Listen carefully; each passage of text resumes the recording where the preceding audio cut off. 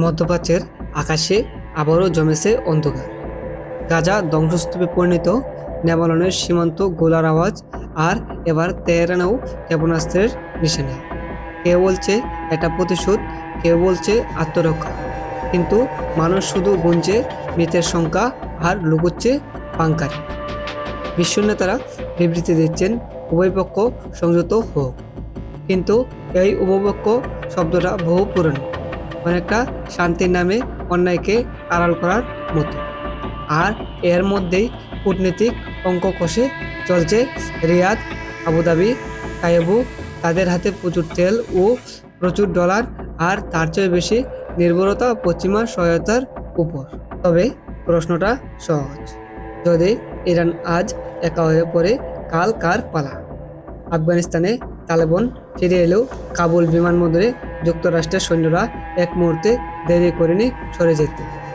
সিরিয়ার ধ্বংসস্তূপ, লিবিয়ার ছিন্ন ভিন্ন মানচিত্র, অথবা ইয়েমেনে বিস্ফোরণ, সবই প্রমাণ। পশ্চিমী সমর্থন তখনই থাকে যতক্ষণ পর্যন্ত তেল, বন্দর আর প্রভাবের পথ খোলা। আর যারা ভাবছেন ইরান তো শিয়া, আমাদের সঙ্গে মিল নেই, তারা ভুলে যাচ্ছেন আগ্রাসনের জাত বা মত থাকে না। সে শুধু খুঁজে দুর্বলতার ফাঁক আর সহযোগিতার সুযোগ। এক দেশ একা হয়ে পড়ে গেলে অন্য দেশ নিরাপদে থাকে না। এই ইতিহাস বহুবার বলছে। মধ্যপ্রাচ্যের ছোট দেশগুলোর যারা ধনী কিন্তু নিরাপত্তাহীন, তারা প্রযুক্তি নির্ভর কিন্তু সামরিকভাবে পরনির্ভরশীল, তাদের সামনে এখন দুটি পথ। এক, অন্যায়ের বিরুদ্ধে স্পষ্ট অবস্থান, যার মনে কেবল ইরানের পক্ষে কথা বলা নয়, বরং গোটা অঞ্চলের আত্মরক্ষার পক্ষে দাঁড়ানো।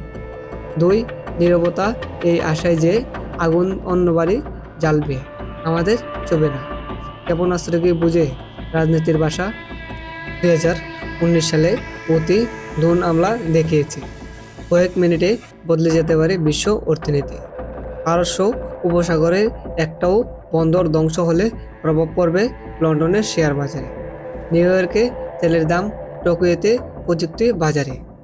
আর যারা বিশ্বাস করছে যুক্তরাষ্ট্র সবসময় পাশে থাকবে, তাদের বলে গেলে চলবে না 1953 সালে তারা কীভাবে মোসাদ্দেককে সরিয়েছিল, কিংবা 2003 সালে ইরাককে ধ্বংস করে আজও বলছে ভুল হয়েছিল।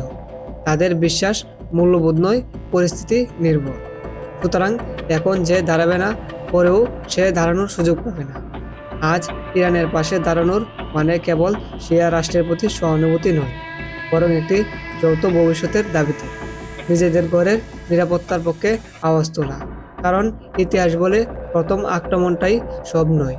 প্রশ্ন হলো শেষে টিকে থাকায় জাতিগুলো কারা হবে।